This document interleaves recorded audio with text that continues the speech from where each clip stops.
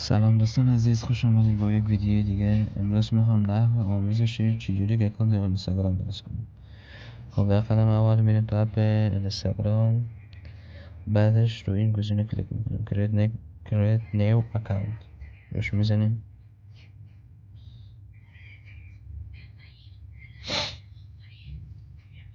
خب اینجا ازمون میخواد اکانتتون رو با شماره موبایل وصل بکنید یا ایمیل. خب اگر شماره موبایل بریم با شماره موبایل، اگر ایمیل میخواد با ایمیل وصل میکنیم، جفتشو میدونیم هر کدومش. خب من میخوام با ایمیل درست بکنم، میزنم با این sign up with email address، این کلیک میکنم. خب جیمیل من انتخاب میکنیم، رو نکس میزنیم. بعدش این لازم یک پسورد، یعنی تو اکانت اینستاگرامی که درست میکنید یک پسورد بسازید، یک رمز. خب ما برای فعلا میزنیم یه چیز الکی.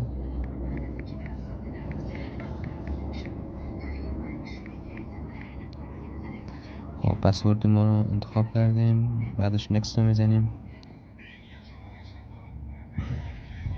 اینجا ازمون میخواد تاریخ تولد، date of birth، تاریخ تولد.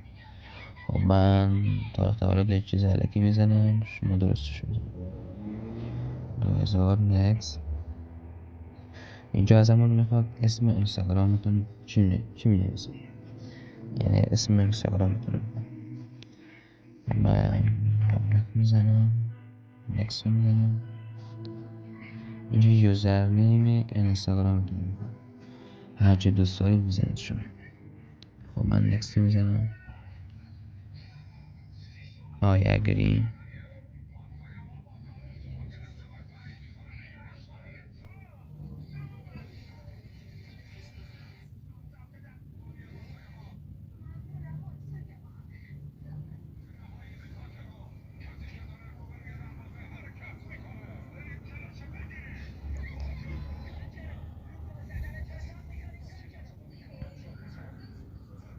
خب دوستا، قسمی که میبینید اکانت اینستاگرام ما درست شد به همین راحتی.